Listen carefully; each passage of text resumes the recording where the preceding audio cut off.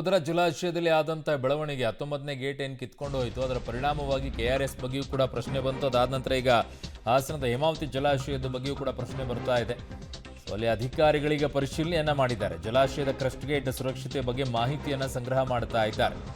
Videography, photography, drone ಮೂಲಕ video ಸಂಗ್ರಹವನ್ನ ಮಾಡ್ತಾ ಇರೋದು.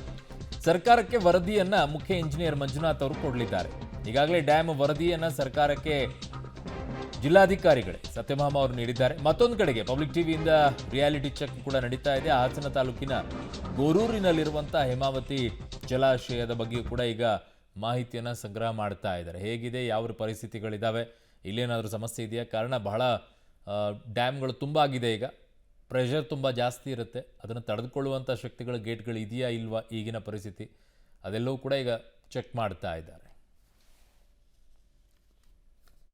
ಪ್ರಮುಖ ಜಲಾಶಯ TB ಡ್ಯಾಮ್ನ ಕ್ರಸ್ಟ್ ಗೇಟ್ ಕೊಚ್ಚಿ ಹೋದ ಬಳಿಕ ಅಧಿಕಾರಿಗಳು ಹೈ ಅಲರ್ಟ್ ಆಗಿದೆ. ಈಗಾಗಲೇ ರಾಜ್ಯ ಸರ್ಕಾರವು ಸಹ ಅಧಿಕಾರಿಗಳಿಗೆ ಜಲಾಶಯದ ಕ್ರಸ್ಟ್ ಗೇಟ್ಗಳನ್ನು ಪರಿಶೀಲನೆ ನಡೆಸುವಂತೆ ಸೂಚನೆ ನೀಡಿದ ಹಿನ್ನೆಲೆಯಲ್ಲಿ ಎಲ್ಲರೂ ಸಹ ಪರಿಶೀಲನೆಗೆ ಮುಂದಾಗಿದ್ದಾರೆ. ಈಗ ನಾವು ಹಾಸನ ತಾಲೂಕಿನ ಗೊರೂರಿನಲ್ಲಿರ್ತಕ್ಕಂತಹ ಹೇಮಾವತಿ ಜಲಾಶಯದಲ್ಲಿದ್ದು, ಇದು ಕಾವೇರಿ ಕೊಳ್ಳದ ಪ್ರಮುಖ ಜಲಾಶಯಗಳಲ್ಲಿ ಒಂದಾಗಿದೆ. 37 TMC ನೀರಿನ ಸಂಗ್ರಹ ಮಾಡಿರತಕ್ಕಂತಹ ಹೇಮಾವತಿ ಜಲಾಶಯ ಈ ಬಾರಿ ಜುಲೈ ತಿಂಗಳಿನಲ್ಲೇ ಭರ್ತಿಯಾಗಿದೆ.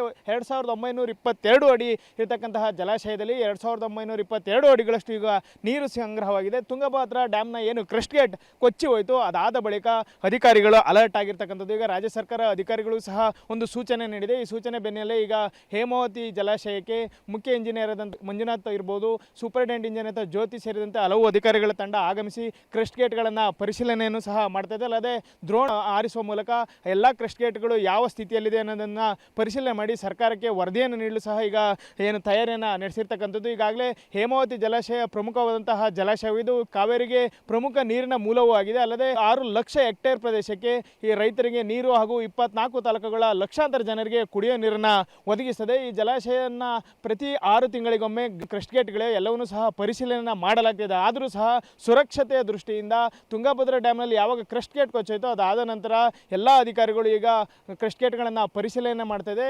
ಏನು ಈ ಬಾರಿ ಜಲಾಶಯದಲ್ಲಿ 1 ಲಕ್ಷಕ್ಕೂ ಹೆಚ್ಚು ಕ್ಯೂಸೆಕ್ ನೀರನ್ನು ಈಗಾಗಲೇ ಬಿಡಲಾಗಿತ್ತು. ಆದರೂ ಸಹ ಈಗ ಅಧಿಕಾರಿಗಳು 6 ಕ್ರಸ್ಟ್ ಗೇಟ್ಗಳೇನಿದೆ ಅವು ಸುಸ್ಥಿತಿಯಲ್ಲಿದ್ದಾವೆ, ಯಾವುದಾದ್ರೂ ಅಪಾಯದ ಅನ್ನೋ ಒಂದು ನಿಟ್ಟಿನಲ್ಲಿ ಈಗ ಸ್ಥಳಕ್ಕೆ ಬಂದು ಪರಿಶೀಲನೆಯನ್ನು ಮಾಡ್ತಾ ಇದ್ದಾರೆ.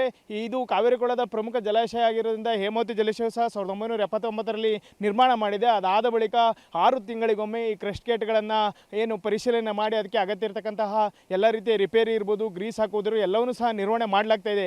ಆದರೂ ಸಹ ಸುಸ್ಥಿತಿಯಲ್ಲಿರ್ತಕ್ಕಂತಹ ಗೇಟ್ಗಳೇನಿದೆ ಏನಾದರೂ ಒಂದು ವೇಳೆ ಎಲ್ಲರೂ ಡ್ಯಾಮೇಜ್ ಆಗಿದೆ, ಇದರಿಂದ ಅನಾಹುತ ಸಂಭವವಾಗುತ್ತದೆ. ಹಾಗಾಗಿ ಈಗ ಅಧಿಕಾರಿಗಳ ತಂಡ ಆಗಮಿಸಿ ಸಂಪೂರ್ಣವಾದಂತಹ ಮಾಹಿತಿಯನ್ನು ಕಲೆ ಆಗ್ತಾ ಇದೆ. ಅಲ್ಲದೆ ಈ ಏನು 6 ಕ್ರಸ್ಟ್ ಗೇಟ್ಗಳ ವಿಡಿಯೋಗಳನ್ನು ಮಾಡಿ ಅದರ ನಿರ್ವಹಣೆ ಹೇಗಿದೆ, ಅವು ಕ್ರಸ್ಟ್ ಗೇಟ್ಗಳ ಸುಸ್ಥಿತಿಯಲ್ಲಿ ಇದ್ದಾವೆ, ಇದರೆಲ್ಲದರ ಬಗ್ಗೆ ಮಾಹಿತಿಯನ್ನು ಸಂಗ್ರಹಿಸಿ ಈಗ ರಾಜ್ಯ ಸರ್ಕಾರಕ್ಕೆ ಕಳಿಸಲು ಅಧಿಕಾರಿಗಳು ಸಿದ್ಧತೆಯನ್ನು ಮಾಡಿಕೊಂಡಿರ್ತಕ್ಕಂಥದ್ದು. ಕ್ಯಾಮ್ರಾ ಪರ್ಸನ್ ನಾಗರಾಜ್ ಜೊತೆ Shashidhar BC public TV, Goruru.